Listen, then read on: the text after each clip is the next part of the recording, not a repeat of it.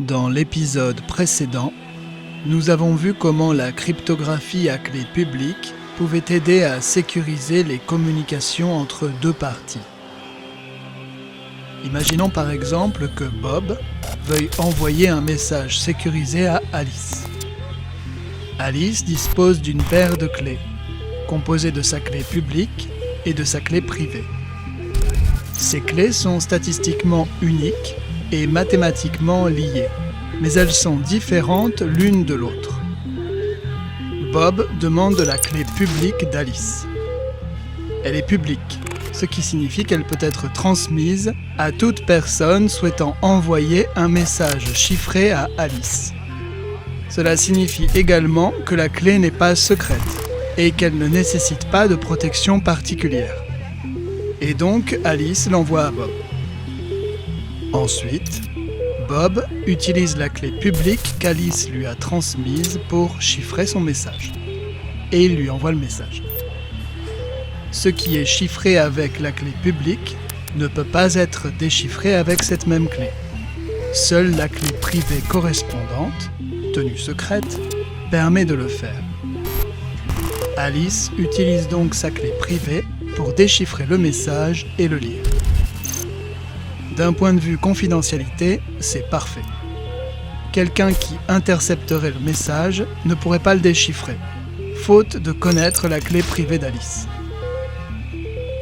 Mais comment savoir si c'est bien la clé publique d'Alice que Bob a reçue ? Quelqu'un aurait très bien pu se faire passer pour Alice et envoyer une autre clé à Bob. La solution semble incomplète. C'est là qu'intervient la PKI. PKI signifie Public Key Infrastructure, autrement dit, infrastructure à clé publique. Il s'agit d'un cryptosystème de chiffrement à clé publique et d'un framework permettant à différents systèmes informatiques de communiquer en toute sécurité avec un haut niveau de confiance grâce à l'authentification par signature et certificat numérique. Un certificat numérique associe une clé publique particulière à une personne, un serveur, un appareil, une entreprise, une organisation, qui que ce soit possédant cette clé publique. Un format de certificat standard est le X509, qui contient des informations sur l'identité du détenteur, sa clé publique, l'algorithme à utiliser pour le chiffrement, l'identité de l'émetteur et sa période de validité. Le certificat numérique est lui-même protégé par de la cryptographie asymétrique. Les certificats numériques sont émis par un CA, ou Certificate Authority, autrement dit une autorité de certification. Le CA est responsable de l'émission, de la révocation et de la distribution des certificats numériques. Il s'agit souvent d'une organisation tierce à laquelle font confiance toutes les parties participant à la PKI. On peut citer par exemple DigiCert ou VeriSign. Toutefois, il est possible pour une organisation de créer son propre CA interne. Examinons de nouveau le scénario d'Alice et Bob, mais cette fois-ci avec une PKI. Bob veut envoyer un message secret à Alice. Alice a déjà obtenu un certificat numérique d'un CA en qui Bob a confiance. Bob peut dès lors recevoir le certificat d'Alice, soit du CA, soit d'Alice elle-même, soit de n'importe quelle autre personne ayant ce certificat. Étant donné qu'un certificat numérique peut être vérifié indépendamment, peu importe qui fournit le certificat d'Alice à Bob. Le message est chiffré et déchiffré de la même manière que précédemment. Mais cette fois-ci, Bob a pu s'assurer que la clé publique était bien celle d'Alice en vérifiant le certificat numérique. Pour que la PKI fonctionne, les certificats numériques doivent être tenus à jour et valides. Pour garder la trace des certificats qui ne peuvent plus être utilisés, le CA tient à jour une CRL, ou Certificate Revocation List. La CRL est continuellement mise à jour et le CA la tient à la disposition de toute personne qui en fait la demande. Il y a un certain nombre de raisons pour lesquelles vous pourriez révoquer un certificat et le mettre dans la CRL. Si le certificat appartient à une personne ayant quitté l'entreprise, par exemple, ou encore si la clé privée qui lui est associée a été compromise. Parfois, une clé privée peut être perdue, dans un crash d'ordinateur par exemple. La PKI offre la possibilité de maintenir un serveur de récupération de clés. Évidemment, ce serveur doit être maintenu extrêmement sécurisé, étant donné qu'il stocke une copie de chacune des clés privées. Un agent de récupération de clés est une personne qui est autorisée à récupérer des clés sur ce serveur, sous certaines conditions. Gardez en tête que ce système est optionnel. Rien ne vous oblige à le mettre en place si vous trouvez ça dangereux.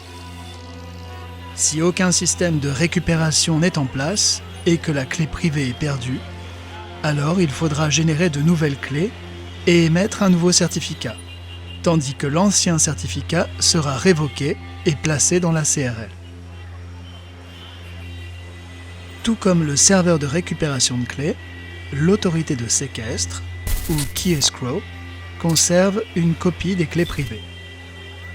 Ces clés sont conservées à la disposition des forces de l'ordre.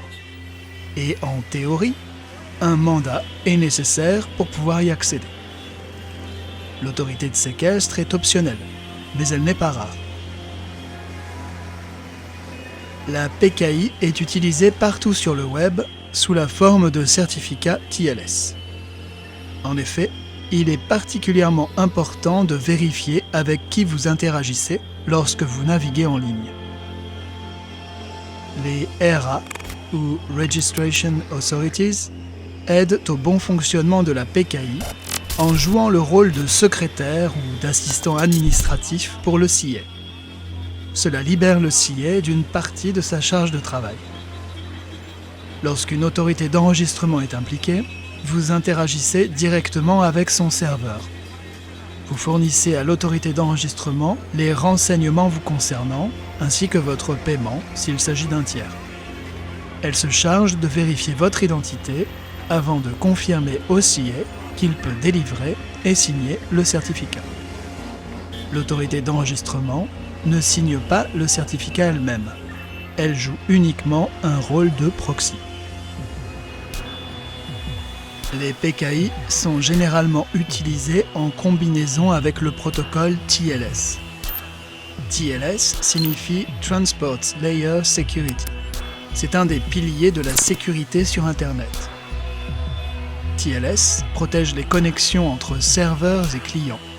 Qu'il s'agisse d'une connexion entre un site web et ses visiteurs, entre des serveurs de messagerie ou entre une application mobile et ses serveurs.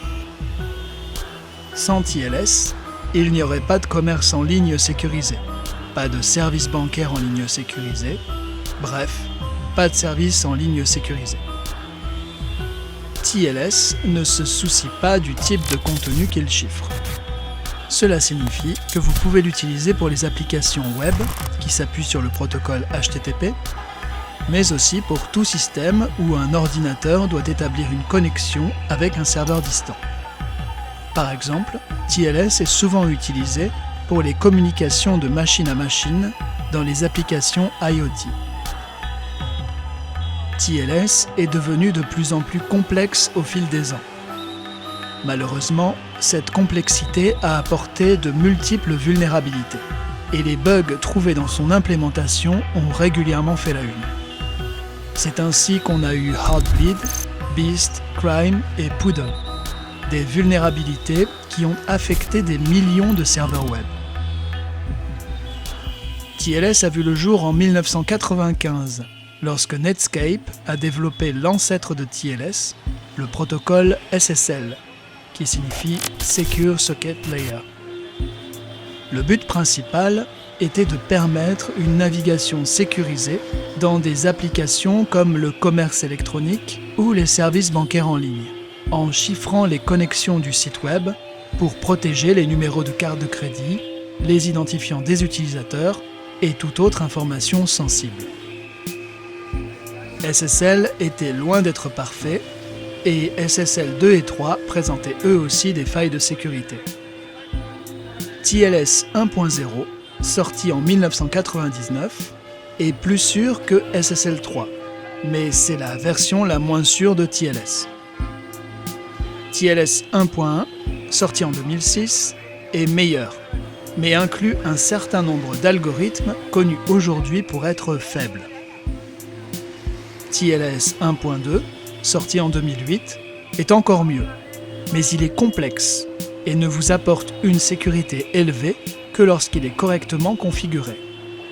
De plus, sa complexité augmente les risques de bugs dans les implémentations. TLS 1.2 a hérité de nombreuses caractéristiques et choix de conception des versions précédentes, qui le rendent sous-optimal tant en termes de sécurité que de performance.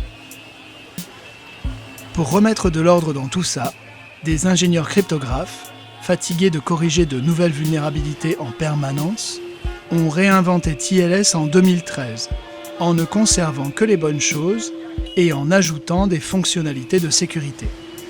Ils se sont débarrassés des fonctionnalités inutiles et dangereuses et ont remplacé les vieux algorithmes par des algorithmes solides.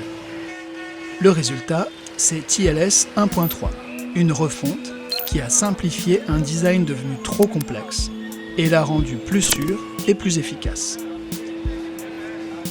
Le TLS Handshake est le processus par lequel un client et un serveur établissent une connexion sécurisée.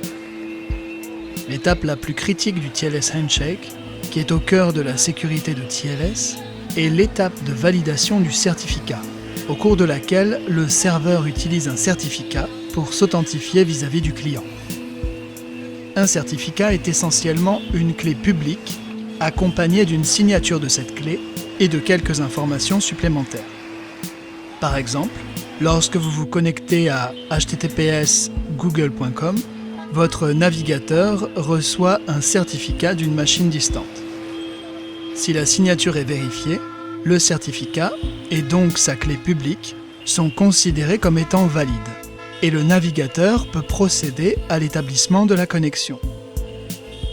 Dans cet exemple, il est possible de vérifier la signature du CA parce que la clé publique du CA est codée quelque part en dur dans votre navigateur ou dans votre système d'exploitation. La clé privée correspondante, qui permet de signer, appartient à une organisation qui s'assure que les clés publiques des certificats qu'elle émet appartiennent bien au site web ou à l'entité qui les revendique. Le CA a un rôle de tiers de confiance. Sans les CA, il n'y aurait aucun moyen de vérifier que la clé publique servie par google.com appartient bien à Google et non à un espion effectuant un man in the middle. Voici par exemple les informations du certificat pour Amazon.com. Dans la chaîne de certificats, la ligne commençant par S décrit le nom du sujet et la ligne commençant par I décrit l'émetteur de la signature.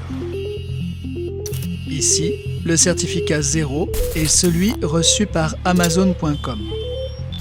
Le certificat 1 appartient à l'entité qui a signé le certificat 0 et le certificat 2 appartient à l'entité qui a signé le certificat 1. L'organisation qui a émis le certificat 2 est VeriSign et elle a autorisé DigitCert à signer des certificats pour le nom de domaine Amazon.com entre autres. Maintenant, si nous regardons quelles informations se trouvent à l'intérieur du certificat, qui est un bloc de données encodé en base 64, on observe qu'il s'agit bien d'un certificat de format standard X509.